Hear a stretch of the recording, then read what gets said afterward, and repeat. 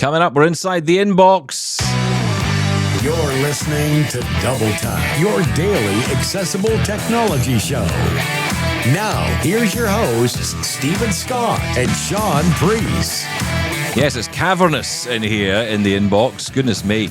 It is, there's a lot to get through. A lot of things piled high. It's like an Amazon warehouse in here with emails stacked on top of each other, voicemails, WhatsApp messages, social media posts. Well, you know, we'll leave them for now. Yes, we haven't managed to wrangle those. Yes. No, too many. That's the problem. How are you, Shaun Preece? Oh, I'm very well, thank you. How are you, sir? I am fine, thank you for asking. Absolutely fine. It's very polite of us. Wow. I know, what's going on? Has the new iPhone dropped yet? The iPhone SE? Or well, I can tell you. Yes? No. Phew. So my prediction still stands. It's not going to happen this year. No, don't talk rubbish. That's nice. It's definitely going to happen. And Mark Gurman said it is definitely going to happen today or maybe next week or the next few weeks potentially. So I'm following his advice. He is absolutely 100% almost always somewhat correct with this 100% stuff. correct 60% of the time. Yeah, That's absolutely. Right, yeah. And but remember, actually, 83% of statistics are all made up. Always remember that. It is looking positive, though, because Apple did actually drop something new into the Apple Store. They did. I'm not going to play the breaking news for this one because I don't think it is breaking news, but they did announce, Beats announced, I don't know if they announced it directly or whether Apple announced this, because I don't think it's even on Apple's website from my reading of this. But yeah, the Powerbeats Pro 2 is the new Beats earbuds. These are in-ear earbuds that they have announced. Now, this is the second generation, obviously, be called 2. That gives it away. Nice. The last one was out like 3 years ago. It's been a while. Can I just stop you there, Stephen Scott? You seem on a very dismissive tone about these. I thought you'd be very excited. If you've seen the reviews that went online yesterday, they were very positive. These are the AirPod Pro 2 killers, according to some. They seem very nice. Beats is a well-known brand. Fake news. Okay. Why? These have got active noise cancellation. They've got the transparency mode that we love, of course. They've even got heartbeat monitors. First ones to have, yeah. For some reason. They've got the H2 chip that, the AirPods have. So you can pair them very easily to your iPhone. They act just like AirPod Pros. What's not to love? I tried Beats a while ago. Now, admittedly, I didn't try the buds, but I did try the headphones, the over-ear headphones. The last ones I tried were called the Solo 3, I think, or Solos 3 or something. Yes. I gave them to you. That's how much I liked them. Yes, and I had them for years and never tried them. I gave them straight to my daughter, who also never tried them. And then just the other, I think I talked about it on here. I was it was during the summer. It was very nice weather, and I wanted to do work in the garden. That's right. While still connected to my laptop in the shed. And none of my other Bluetooth headphones would keep a connection without breaking up. So I got the Bluetooth Solo 3s, and they were rock solid, and the connection was fantastic. And I thought they sounded absolutely amazing. And Jaws sounded like it was inside some kind of underground lair. It sounded like Barry White in a barrel. Level. Yes. Because that's the thing about Beats, right? It's all about the bass with them, as I believe Megan Trainor once said. Yes. No, exactly. Thank you. But that's the brand, right? That's why people go for them. If you're into your R&B, your dance, your drum and bass, or whatever it may be, the youth, I believe it is, then the Beats by Dr. Dre were the ones to go for, and they were toned and tuned for that bass-heavy response. Not a real doctor. People you don't know that. People... Fairly certain. I think if he was a real doctor, he wouldn't be selling headphones. That's all I'm going to say. I think he sold them for billions and now has retired onto an island. God bless him. Yeah, but he's not fixing people. He's fixing listening. That's what he's doing. Maybe he's a hearing doctor. I don't know. This is one hell of a tangent. The thing is, I don't even know who Dr. Dre is, so I have no idea. If you could walk into the room right now and I'd be like, hello, Mr. Dre. Dr. Dre, sorry. Anyway, the point is, I don't know what the point is. Can you call yourself a doctor if you're not a doctor? Is that allowed? So these people are doctors of like plants and things. And I was thinking, you can't really. It's not the same. Still doctor. If you get a doctorate in something, you're a doctor. No. That's not how it works. You can't just be given a bit of paper that says you're a doctor and then suddenly you're a doctor. I think that's exactly how it works, Stephen Scott. Dr. Hook. Someone takes it on a plane and someone says, is there a doctor on board? And someone says, Spock. Yes. Is the plant ill? No. Oh, well, sorry. What use is that? hasn't our good friend Lord Robin Christopherson got an honorary doctorate? He does, but he doesn't call himself a doctor because he's not a Well, doctor. yeah, but I'm saying he could do if he wanted. Yeah, Anyway, but he'd be faking it. the Beats too, they're very good. I've totally forgotten where we were going. Oh, yeah, the Powerbeats Pro 2. Yeah, so they're all right. I mean, thanks. look, I am kind of keen to try them. don't know. Because, look, they have this $249 US price tag on them, which I'm a bit kind of like, wow, really? But I know that they do come with... Compared to the AirPod Pros. I know, but but it's a name, right? It's a brand. That's what you're paying for, let's be honest. How good is the sound quality? That's what I want to know. It's not going to be up there with, I can't think, Bang & Olufsen or Bowers & Wilkes. It's not going to be up there. It's not the same price as B&O or any of the other high brand. Not for the buds. Oh, stop it. You don't know what you're saying. This is ridiculous. I can't believe it. Well, you'll have to buy some and try it out. I think I might. I might try these out. I'll tell you what I do like about them. They've got the little hook that comes with them, so it goes round your ear. Your pardon? It's got a little hook. I know Dr. you can't Hook. understand what Yes. Not a real doctor either. Another one that's not a real doctor. Anyone else? Feedback at doubletap.com. Stop it. Who's not a real doctor? These are, let's leave it alone. We're trying to keep it on tech. These are aimed at, those people that go to the gym, those fitness health people out there. Oh. These are aimed at you, so they do lock Young into your ears people. very well. Gyms. Not necessarily. Disgusting. Apparently, there are improvement on the first ones, and as I said, Hope so. Yeah. No, they're exactly not the same. necessarily. Not a lot of the reviews say they are actually better than the AirPod Pros. Yeah, well, I want to pick up on that because look, this is the thing. I was watching some of these reviews last night, and clickbait headlines if ever I saw them. As soon as you dig into the detail, these reviewers that are saying that are actually saying, well, when you look at something like the transparency mode or the active noise cancellation, it's just below the quality of the AirPods Pro 2. You think it's, say, let's just imagine, or let's just throw a number at it, AirPods Pro 2 cuts out 90% of the noise. Powerbeats Pro would maybe be a 70%. And for transparency mode, it's about the same. It'd be about like 50 versus 30. It's always coming in lower. It's not as good as the AirPods Pros 2 in those particular areas. Now, the sound quality is different. One thing you're going to get out of this, if you want deep bass in your buds, and they're saying higher quality audio, you're not going to get a flat response from this. You're going to get, much more of a processed sound, which is ideal, I think, for those people. It's kind of tuned for those people that are going to the gym who want to block out all the noise and get on with it on the treadmill or whatever they're doing. Yeah, exactly. It's not for listening to Celine Dion in the bath. Is she in the bath? Well, obviously, Let's move on. You don't need earbuds for that, although maybe you do because she does sing quite loud. Yeah. So there you go. Anyway, what I was saying whatever was they're called, they did... Powerbeats Pro 2, couldn't care less. They're available now, $249 US, sound great. Have you had your coffee today? This is I haven't had ridiculous. all of it, but no, I'm not. I don't know. I'm not sold on the Powerbeats Pro. I just want to hear about the iPhone SE. I don't care about all this stuff. Apple, just release stuff. Well, going back to my point about the iPhone SE 4, I mean, it's pointing in a positive direction that he actually did drop a new thing yesterday. So I'm saying it could actually happen this week. I've changed my mind. Okay, well, we'll see what happens. Thanks. I don't think it'll happen now. Okay. God, you're so contrary. Wow.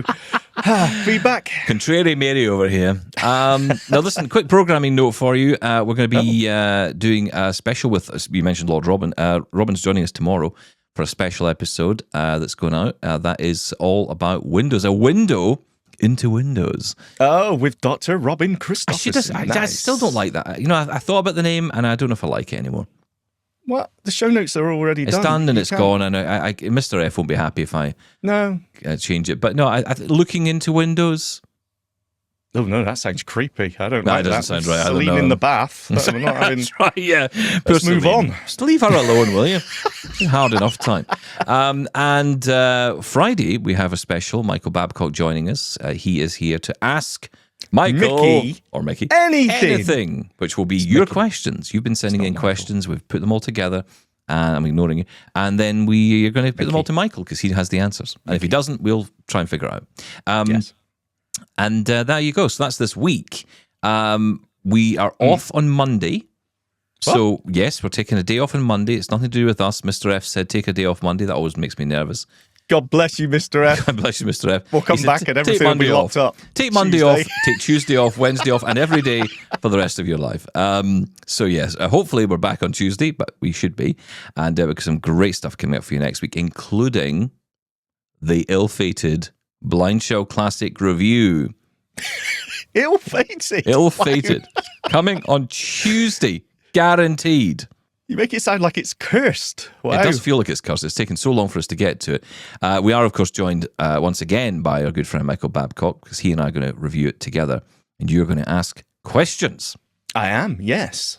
I feel like it's a test when we do this. I like this way of doing it. I think Pop this quiz. is good. If you've been using a piece of tech you want to tell us about, and come on here and review it. We've done this before many times, but if you've got a piece of tech you want to review, get in touch and tell us how you're getting on with it, what you're liking about it. Of course, keep your submissions coming in for App of the Week as well. No App of the Week this week because we have got that AMA special. I hate that name. AMA special on AMI. Yes. Oh, that's good. That's good. They'll Thank like you. that. I know. Thank you, Mr. F. Please have me back. Come back on Tuesday, please. Right, let's move on. It's time for these. Let's get some emails on, for goodness sake. Email. We get email.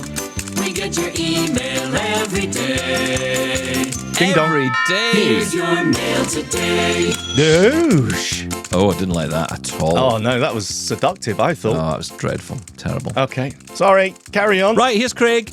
Morning, gents. So sorry, I bet you're both probably fed up with this recurring topic, but had to have a moan about the Meta smart glasses. Have had amazing success with them set up on a VPN, so it thought I was in America. Been working a treat until recently. Despite disabling automatic updates and everything else, it still realised through some form of back-end shenanigans that I was not actually in the US and kept disabling my AI features that made them so useful. Don't get me wrong, just being able to very quickly take a photo, have the open ear functionality to use them help me navigate whilst keeping my ears free, etc. is still brilliant. But now, what can I do when it won't tell me which bottle of single malt I have in my hand? I keep seeing articles saying that the look Is and this tell Mr. F? function has arrived in the UK, though an official Meta article from 3 days ago says just America, Canada and Australia. Have you had further word on when it will be available in the UK, if at all, or any good workaround? Thanks loads. Craig. Sadly not. No, there's no information yet. I mean, every so often these little messages pop up, which does confuse people, saying, "Oh, Meta AI is available," but it doesn't say. And there was a story going around for a bit that some people were getting messages saying "Look and Tell" was available, but then that never came to anything either. So it's very hard to know what's going on here, and I don't know why it's taking so long for it to appear in the UK. I mean, it's getting to the point where it's getting a bit silly now.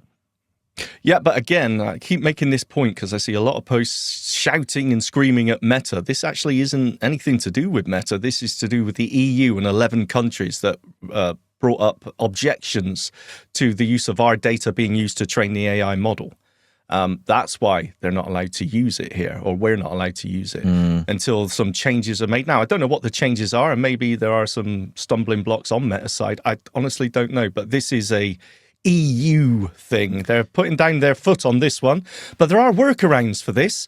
I just saw yesterday that PickyBot is now offering a WhatsApp service. You do need to register. So if you go to pickybot.com, PICCYBOT.com/register, you can register to use the PickyBot image description from your Meta Ray-Bans through WhatsApp. So that's one way around. That's quite good. You save it as your contact in WhatsApp, and you can simply say, take a picture, send it to PickyBot, and then it will send you a response back. There's also Noah from Biped, which does a very similar thing. I don't know, there is a cost involved to all of these. For PickyBot, I'm assuming you need to be a pro subscriber. And for Noah, you buy tokens. So, I don't know the costs involved in that. That's the only thing. But look and tell, there's no sign of it even yet. I'm not convinced it's coming anytime soon. I'm hoping Be My AI will be next, though. Yeah, that would be good. That'd be really good. John's been in touch on this topic as well. Hello. Here we go again. Recently, I read some comments on AppleViz saying that the VPN workaround that brings Look and Ask to the Meta Ray-Bans in the UK is no longer working. And yesterday, the same thing happened to me and I can no longer enable it anymore. This may be connected to a change in the terms and conditions that explicitly forbids using things like VPN to change your location. Still, to make up for it, I see they have changed the voices. We can now have Judi Dench tell us that. No, Look and Ask is not available in our country. Oh well, maybe one day we will get it for real. John from Northampton. Yeah, thank you, John. And you get Judi Dench. You don't think Judi Dench sounds like Judi Dench? I was so excited with Dame Judy was on there. I thought, I'll have a bit of that. And she sounds like Marge Simpson. It's the worst thing in the world. 85% battery. What's going on? That's not Dame Judy. Anything like, you've got something stuck in those speakers. That's not right. Exactly how she crumbs sounds. in there. That's the problem with you. Awful. You using Beats to listen to Judi Dench, are you? It's adding bass where it's not necessary, I think. Have you used her on your glasses? Yes, I switched mine to Judi Dench almost instantly. I think she sounds great. There's a lot of other names on there. I have no idea about modern culture and video. John Cena. That's one name. I have no idea. Is that an actor? No idea. Is that No idea. I just thought Wrestler, these were made up names. Maybe? Yeah, don't know. Don't know who that is. I'm sure people will be yelling at us right now, saying, "Oh, come on! You don't know who John? What's he called? Cena is." Yes. No. Sorry. Not into it. If it's not tech, I'm not interested. Again, Look and Ask and Look and Tell, and both of those and all of those that no, we're not getting them anytime soon. And yeah, the VPNs, let's be honest, they were a workaround that we managed to get the service in countries where it wasn't available. Yeah. But you're absolutely right. In the T's and C's, it does say you can't use a VPN. So they are cracking down on that. Okay, we'll just keep an ear on this and hope we get some news. If anyone does finally get any notification that it's arrived and has evidence of it working, do let us know. Okay, let's move on to Greg, a good friend, Greg in Pennsylvania. I haven't heard from you in a while. Hello, Double Tappers. I'm afraid you misunderstood Darren's message concerning a new screen reader from Huawei. It is not a talkback replacement, as you supposed. Huawei has developed a new operating system for some of their phones in their effort to get free of restrictions they face in the Android OS, and they have developed a new screen reader for this new OS. It is not on their Android phones and does not run on Android. At this time, the phones with the new OS are not available in the US, and I doubt they will be anytime soon, considering the current political climate in the US.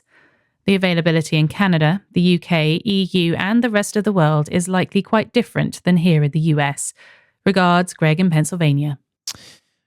Yeah, okay. I did pick up on that wrongly because, I just assumed it was all Android, right? So We assumed it was another Samsung, hey, we can do our own. We'll just take TalkBack and change it and make it, rebrand it. But no, that makes absolute sense, of course, because of the restrictions and the problems that using Google can't ship Android to certain countries. And yeah, they've made their own. Yeah, it makes total sense. Absolutely, very right to pick us up on that. Let's move on to Stan Luttrell, who wants to talk to us about my idea of national centres teaching blind people how to use tech. Greetings, Shaun and Stephen and all double tappers. This is Stan Warren Luttrell. Hey, Stan. And I wanted to chime in on that, and I realize that I think what you have said, in theory, Stephen, is really great. But there is another aspect to think about when it comes to a national center, because, well, one, in the United States, the NFB has a national training center that's associated with that organization. I am not a member of that organization, so I can't really state anything about it, but there is that. But I think one of the other problems that we need to think about is the possibility that exists is, do we have enough people to teach the necessary technology skills that may need to be taught? And in addition, we already know that there are shortages of teachers for the blind when it comes to being, let's say you have a kid who's blind from birth who needs to be trained in school. So we have all these different nuances, as we like to talk about, that we need to think about. And it's great in theory, but I think practicality is something else we need to think about. So I don't run out of time. I'm going to go away now, and you say, yeah, thanks, Stan's going away. Have a good day. Bye. We never say that. We love hearing from you, Stan. I've got to say, Stan, you are sounding good recently. He's got such a radio voice. You He's a can take my radio place. guy. That's why. He's a I radio know. guy. He's sounding really good. Okay, not enough teachers for National Centre, Stephen Scott. Yeah, I think you're kind of putting I don't know if it's the chicken before the egg or the egg before the chicken on that one. I don't know.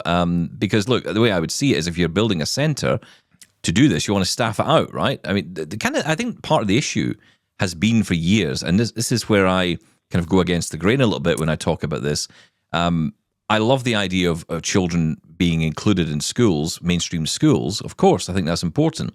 But I do think specialist education is also important as well. And, for some children especially, there is a need for specialist education. Now, it's funny, I hear people talk, I see this all over LinkedIn, the world's biggest bragging network. And, I see people do this all the time, but they go on and they say, we shouldn't use the phrase special education anymore, or specialist this, or, there's nothing special about. I'm sorry, I disagree with that. I think there are certain sectors of our just take blindness, right? Mm-hmm. We're talking about mobility aids, for example. There is no equivalent in the mainstream for a white cane or a guide dog. These are specialist tools, specialist things that exist for us. And we need them. There's no mainstream alternative, and you can't mainstream your way out of everything. You have to have some kind of specialist requirements. Wheelchairs, for example. Now, the vast majority of people in this world may never need a wheelchair, but we still need wheelchairs. So they will still be created for a minority of the world's population, and that's important. But they need to be built to accommodate various specialties of that disability. Or absolutely. How dare you, sir? I'm just the same as anyone else. Why have I got you a different are. You're label? a human being like everybody else. But if you have a disability that requires you to use a white cane or use a wheelchair or whatever it is, then you want to make sure that thing works. You don't want it created by Apple. I mean, God love Apple, right? But I don't want Apple making my Braille display. I want a company that's had, years of knowledge and history and understands the nuances and requirements of this. It can't just be an Apple or a Google or an Amazon that just bring out a Braille display. And one way it's good because it brings the price down. But you forget about the fact that there are specialisms in not just the people who use it, but actually the people who are creating the technology. Specialist knowledge that is required to make these tools work. You can't just mainstream everything out. Now, the reason I say all that is because when we moved towards this world where children were included in mainstream schools, it meant that certain skills could start to be forgotten about when it came to training, when it came to teaching. Now, that wasn't always down to the teachers. In fact, most of the time it wasn't. It was down to education boards, education authorities saying, hey, look, we don't have the funding to teach Braille, so just focus on computers, or just focus on this, or just focus on that, because it's cheaper. Whereas if you have a dedicated space for people to learn a specific set of skills, then you have to have people to teach those skills. It's too easy to mainstream our way these days, and that's the problem. And I think we've got to be what's careful the benefits here. of mainstream? Let's say you had a blind child, right? And you fought for them to attend mainstream. What are you fighting for? Well, I can tell you from my mum's point of view, because that's what she did for me. She fought for me to go to mainstream school. She said, I would never want you to go to one of those schools, as she called it, which was for specialist kids. In my case, blind kids. Now, I look back on that and think there are some benefits, because I think one of the challenges was for those who had come from, say, primary education to secondary education. They had gone, at that time, especially just about when I was going into secondary education, there was this push towards inclusion, right? So pushing kids who were blind into mainstream schools. So what happened was I'd met kids in secondary. Now I went to mainstream primary and mainstream secondary, but kids when I got to secondary had come from specialist primary education, 5 in a class with, all the teachers' attention you could imagine. Yeah. Getting everything available to them, suddenly going into 30 in a class with zero attention pretty much paid to you, a school which is just absolutely full of people, a completely different world. I mean, it's like living in a tiny village all your life and then, moving to New York the next day. So it's worse, a very then. different thing. Now, well, initially, yes, but there are benefits because those children can then develop relationships outside of blind people. Exactly, And that's my good point. as well, right? That's The good as main well. benefit, as far as I can tell from mainstream, is the social aspect, right? It works in both ways. It does work both ways, yeah. It gives the non-disabled students, the experience of blind people. They're not the others, they're not different at all. And for us, it gives us that social, it takes us out of that bubble a little bit. It just makes everything less awkward. But I mean, school is for education. So at the end of the day, does it purely come down to which is the best for getting the best education? And in our case, as you said, and just, there's nothing wrong with saying we have special needs because we absolutely do. Is it better? Are you going to be able to supply those needs in a mainstream environment? And it just comes down to resources. There's absolutely no reason why you couldn't. If every school had enough resources to have, a teaching assistant or, I went to a unit, it was called, in my mainstream school every couple of times a week or whatever it was. But not every school, not every government resource right now is struggling. And it's just, from a reality, I don't think it's going to happen. Well, okay, look, that's a different argument. But I think if we're talking hypothetically about national centres being in existence that can teach... Oh, yeah. Yeah, I mean, what you're talking about is right, but that's in the kind of today world. But in this kind of dream world where you have these national centres where people can go, and that's of all age, can go and learn skills, can go and learn about, whatever it might be. But I'm thinking about Braille, I'm thinking about screen reader technology, all that stuff, learning how to use a Braille display, all those things. Then you would need to have skilled people there because that's a requirement of the centre. So I think to say, well, we don't have them at the moment, so therefore we could never develop is a bit of a negative way to look at it, Stan, because I think that's how we've been kind of traditionally kind of told, well, there's just no money, there's no availability. So yeah, okay, we just think it's not going to happen. It could happen. It just takes buy-in from a bunch of people to do it. Anything can happen if you get the buy-in. I think it could happen. I think it'd be a great thing. Now, as you've said, and there are others who've said this, there are systems and schemes like this around the world. The problem is there just aren't enough. And, I'm talking nationally, but then as we heard from Julian a couple of weeks ago, he got quite enraged about this, saying, yeah, but that's not good enough. We need local services. I 100% agree with that. 100%. But you know what? Then you're really starting to struggle with resources because then you really have got to try and spread all these resources out over a wide area. Now, in the UK, it's a bit smaller, but even so, if you live in the Highlands of Scotland, for example, getting access to someone who can teach you Braille, can teach you any kind of skills like that is going to involve a trip from someone from a city. It's not going to happen because the chances of someone being there who can do it is by chance. And so this is the challenge we have to deal with. We do have to start dealing with it, though, because blind people are going to be left behind. And I think we already are left behind sometimes. I mean, I just don't... I hear about all this great technology, and God love them. I see all these advocates online. I see one in particular going on about the Monarch at the moment. And it's great when I hear people talk about this. But A, it's not a realistic prospect for many people. Most people are not going to go out there and buy a multi-line Braille display at $15,000. It's not going to happen. Okay? No. It's just not going to happen. So that's great that it's there. But even if they did buy it, okay, even if you did stump up the money and buy it, where's the training for that? How do I use it?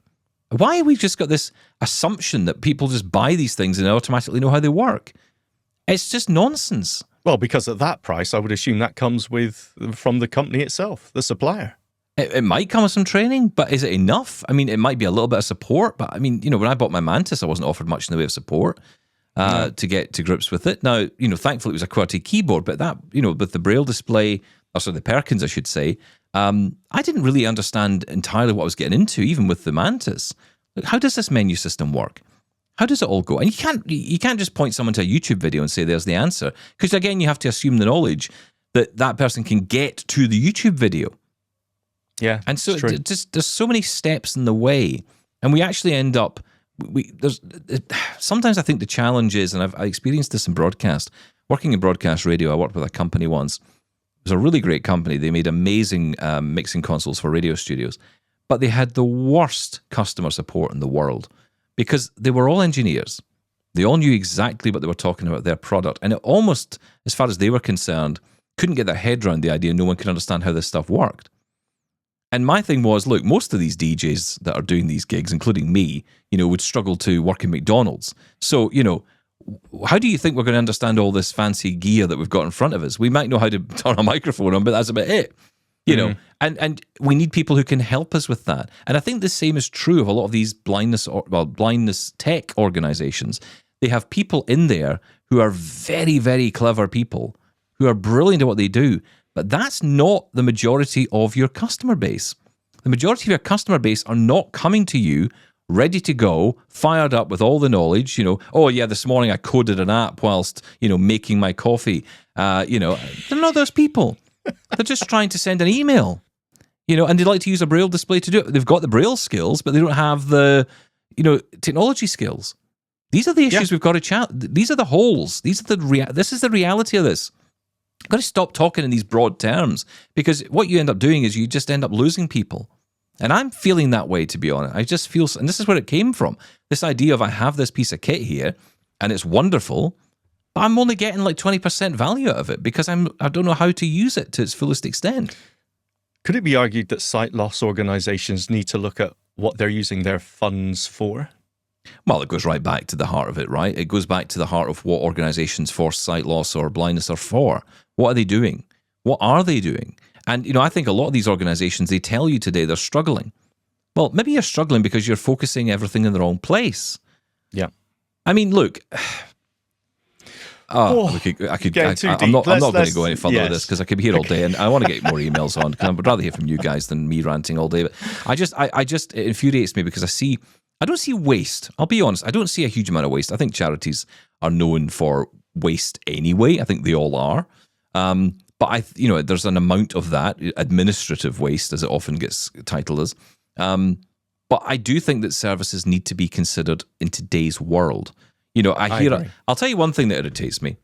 Since this anniversary of Braille, everyone's jumping up and down. Oh, we support Braille. We support Braille. I love Braille. I love Braille more than you. No. You could never love Braille more than me because my organization loves it more than you. I'm going to put an image up on social media saying how much I love Braille. And you know what? I'm going to write it in Braille so people can see how I love Braille.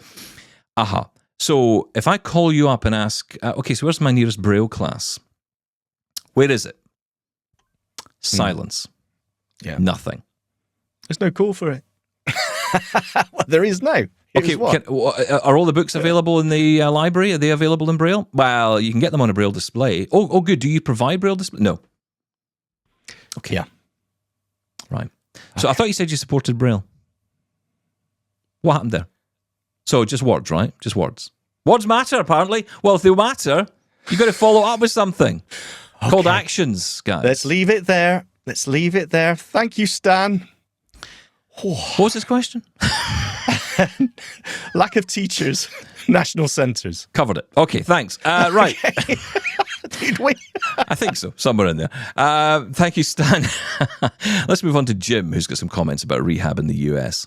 Hi, Stephen and Shaun. First, I want to talk about a brief issue I'm having with Facebook. We were talking about writing with AI the other day on the show. Or you were. The issue I'm having is when you write a post. There's about 4 options where it says use AI to help you write, use AI to help you write, and so on. And it doesn't tell you what you're using it for if you choose one of those. Now, I have actually done a post and chosen the professional or the sentimental, and without some workarounds, I was able to get it to work. I use an iPhone 13. I want to talk about the Rehabilitation Services as I am a retired, and maybe tired too, rehabilitation counsellor. My background is postgraduate level rehab and mental health. So in the US, I will say first off, there are lots of organisations like Halle School for the Blind. That is a non-profit that anyone in the country can use. You just have to show proof of your disability. And there are a few others.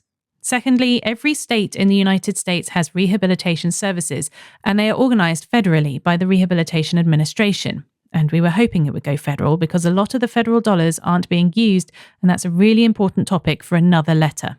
But in Florida, which is where I'm from, there's vocational training services. Then there's an independent living program that's predominantly for seniors.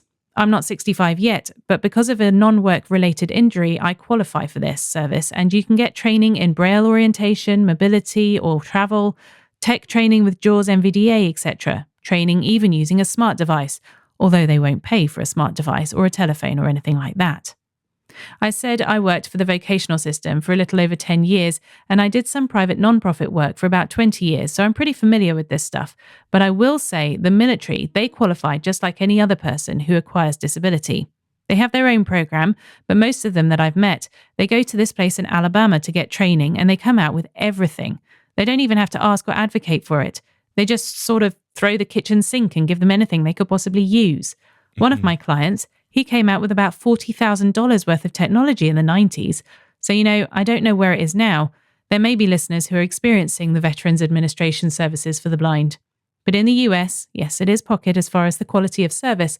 But once again, I want to share, everyone who's blind or visually impaired in the United States has a right to rehabilitation training under the Rehab Act, which the first one, I believe, was in 1918 or 1936.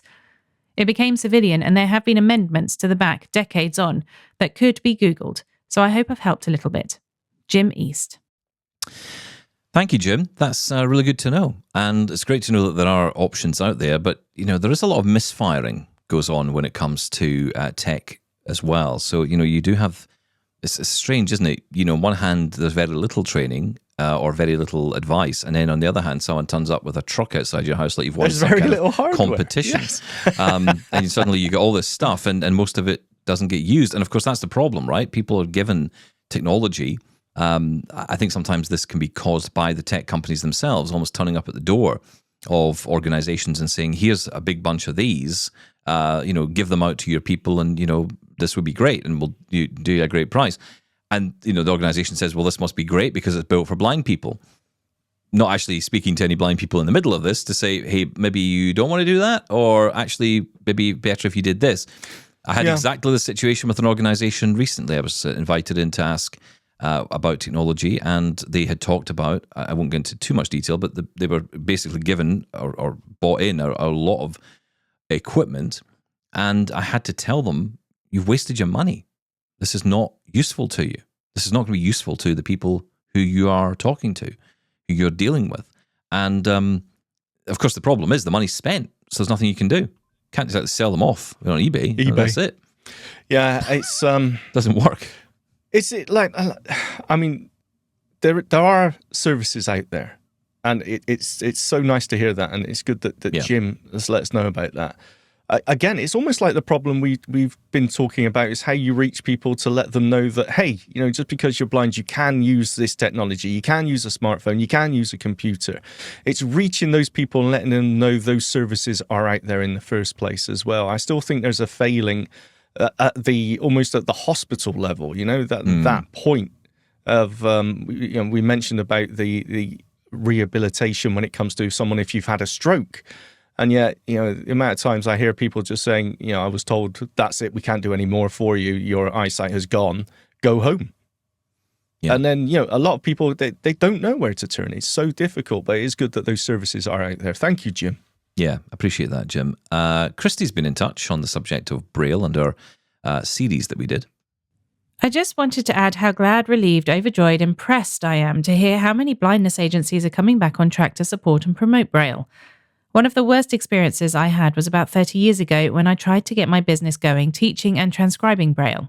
Back then I was transcribing menus from restaurants, room guides in hotels, etc. from print into Braille manually, and not charging very much for it. I overheard, more than once, the local representative from the CNIB telling the public that people were no longer learning Braille, that it just wasn't necessary anymore with technology and how many audio services existed. Though what she was saying was partially true, it was the absolutely wrong message to say to the public, while I was knocking on doors and trying to promote the importance of Braille. Maybe that's why I got sensitive to some comments that were mentioned regarding the worry that Braille is dying. Either way, I think we are all on the same page, and I deeply appreciate all you are doing this week. We have the same worry. We need as many allies as possible to keep Braille alive. Thanks again, Christy, Kamloops, BC, Canada. Thanks, Christy. I agree. We absolutely do. Allies, though, it's an interesting word. I hear this flung around a lot, and I think some people love to use that word Not so much us towards people, but people towards us. So I'm an ally, and I never really understand what it means. It just kind of gets a little bit like I feel it's just someone's wearing a pin or sticking up a social media post, just saying something, and it doesn't really mean anything at all. It's a virtue signaling thing. I prefer actions, guys. That's my thing. Words mean nothing, to be perfectly honest. That's why I don't get bothered with language, because to me, language isn't the issue. It's actions. And the actions are proven time and time again. When it comes to Braille, and I've said already, many organizations love to shout and scream about how wonderful Braille is and all the rest of it. Very few seem to be actually doing anything around Braille and encouraging more of us, in a meaningful way, like providing classes and that kind of thing, providing more material in Braille and providing more Braille technology.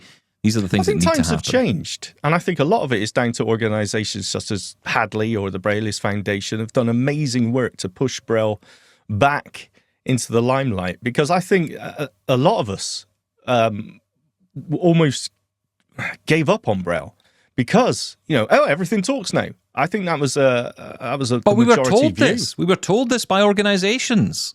Well, I don't mind saying just it. as Christy just said. Yes, but I'm RNIB, saying- CNIB, I'm sure others in America as well. Maybe less so. I don't know. I feel in America maybe less so.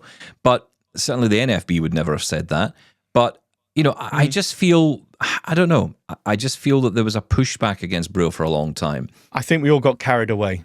No, at we some didn't all point. get carried. No, we No, didn't I all think get we carried. did. No, we didn't. No, we didn't. We didn't all get carried away.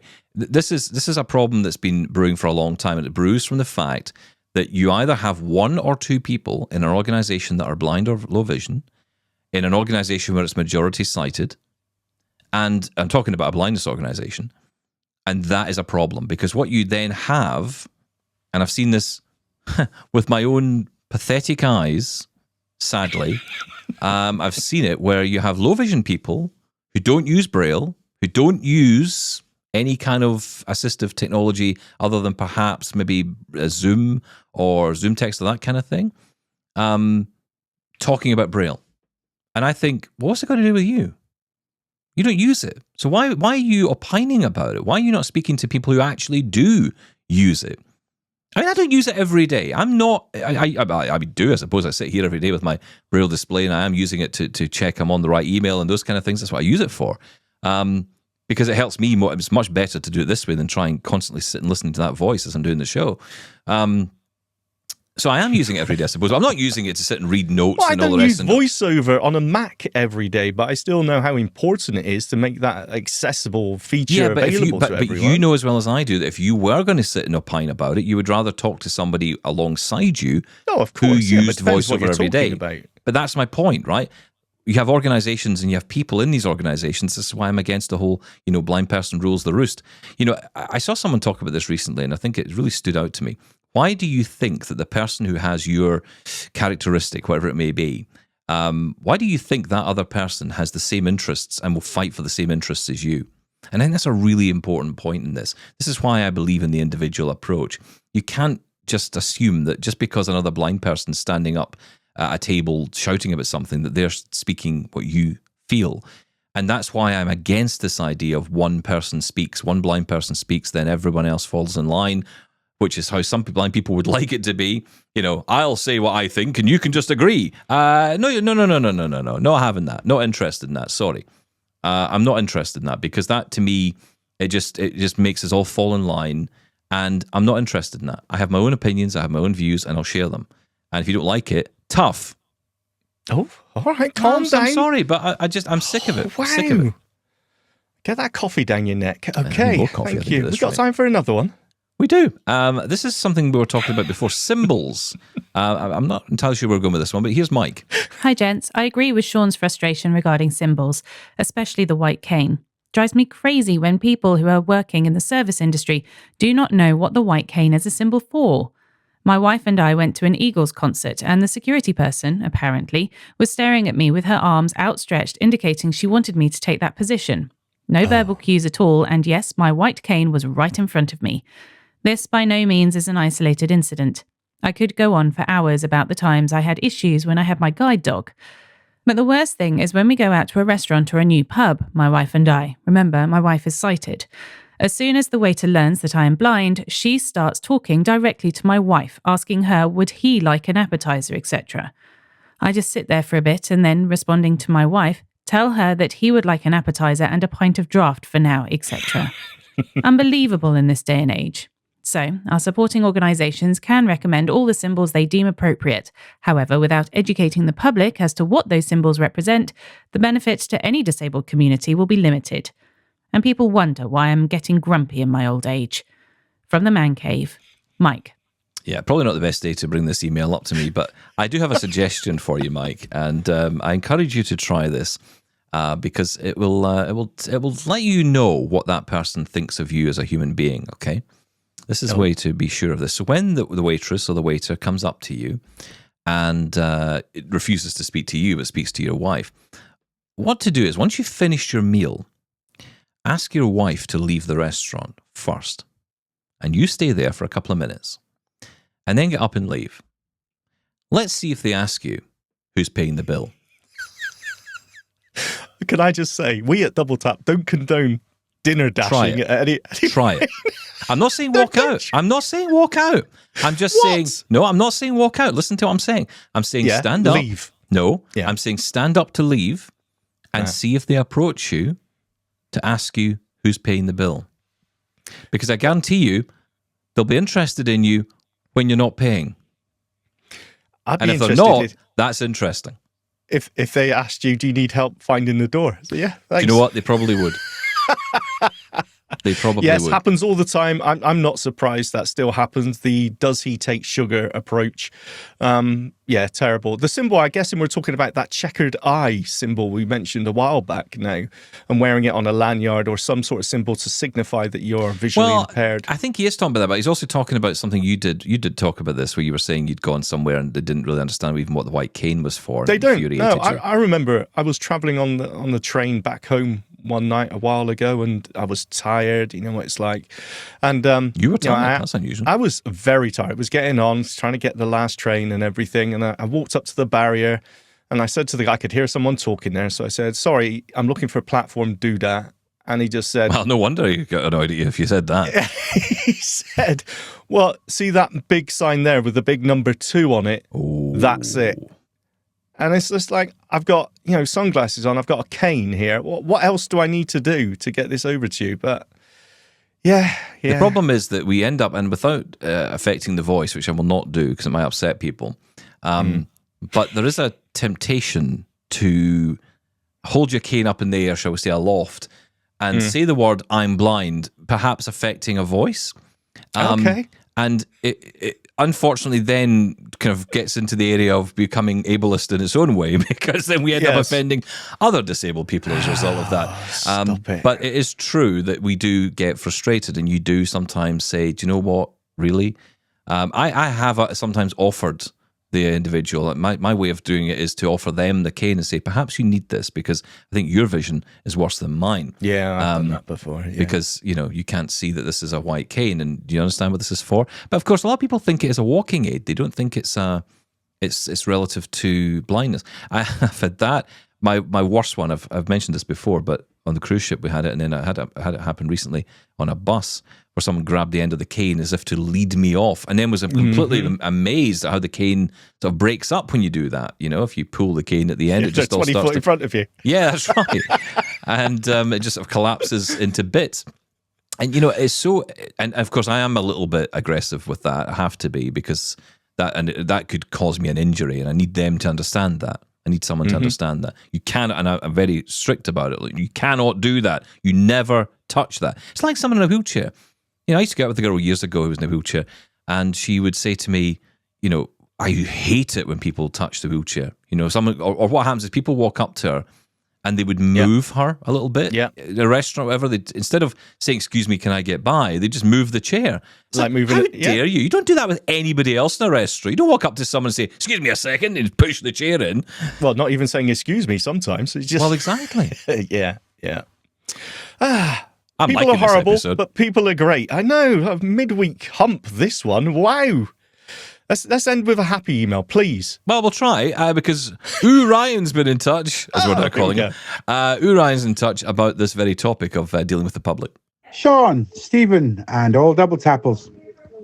Here's a little surreal story that happened to me based on people on this show talking about, parents being reticent to let their kids ask questions about people's vision. My motto with this sort of thing is, as far as they go, my advice to them is always, or anyone, if in doubt, check it out.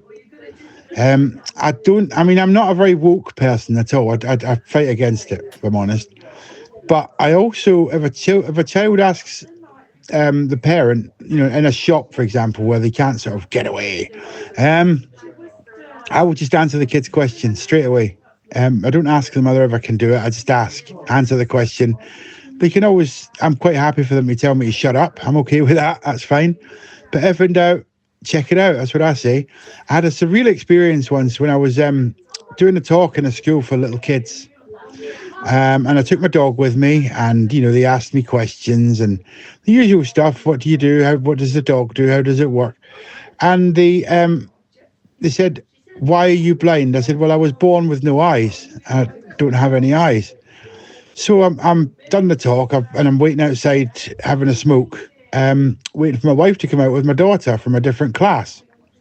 Anyway, this kid came out with his dad, and he went, hello, Mr. Kelly. I like that. That was really good. And then as he was walking away, he went, he's got no eyes, Dad. Right, and by this time, they're about halfway across the road. And I probably shouldn't laugh, but the dad walloped him. And he had a wallop like a wrestler. The kid definitely felt it, And I was so close to sort of saying, oi, what are you doing? But obviously I couldn't, because A, was too far away. I couldn't locate him. And B, I felt like it was none of my business, But you want to give honest and accurate information to people. And, the kid asked me the kids asked me the question, and I answered it. But it's hard to know what to do. I mean, I think that is a lot to do with the fact that for years in the past, we were an institution, so we weren't really in society much, certainly as kids and young adults. So not as much was known. I don't know if that's true or not, but I just wonder if that's the case. But it's certainly bizarre, I mean, I had someone once a long time ago. I asked this guy where the bus stop was, and he was very angry that my dog hadn't been trained to read a bus stop sign. It says it all, really. Anyway, guys, just putting it out there. Take care. Yeah, thanks, Ryan. Appreciate that. And I think we've all been there. I mean, my very short time with a guide dog, I had all kinds of weird interactions. How does the dog know what bus it is? My favorite is actually when using the cane. People used to say to me, "How do you know that to flag down the correct bus?" I was using my cane, and I said, "Yeah, but you think I've flagged down the right bus? That's just because this is the bus that's arrived now that I'm getting on. You didn't see me flag down, the 2 tractors, the lorry, the 4 buses before it.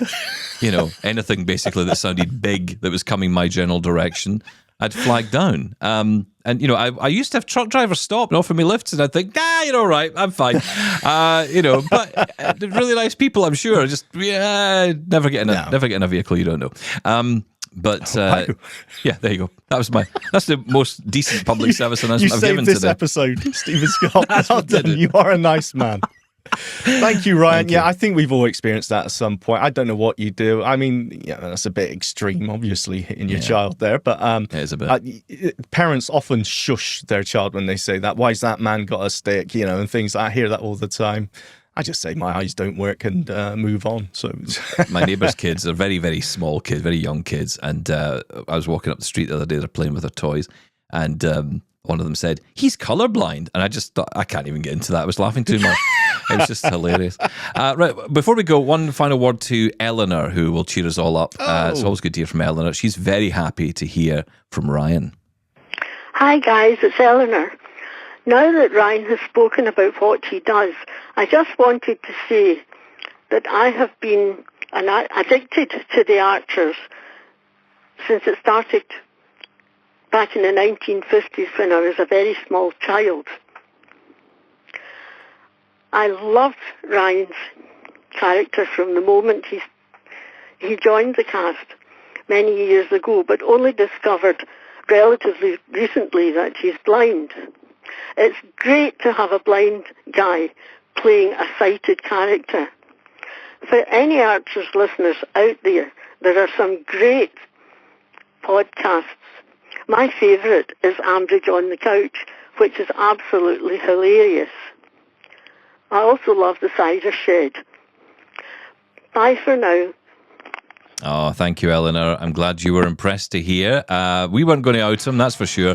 But, it's important that if Ryan wanted to mention it, then he would. And he did. So, there you go. I thought Eleanor would be pleased. And I know many others are pleased as well, including our good friend Robin Christopherson, who's back with us tomorrow. He's talking all about Windows. And as I say, on Friday, we'll be joined by Michael Babcock to talk all about your questions. Monday, we're off. And then Tuesday, we're back with the Blind Show Classic Review. We plan here at Double Tap. Something's gone horribly wrong.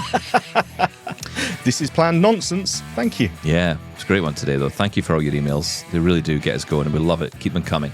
And we'll catch you tomorrow. Thanks, Shaun. Thank you. Bye-bye.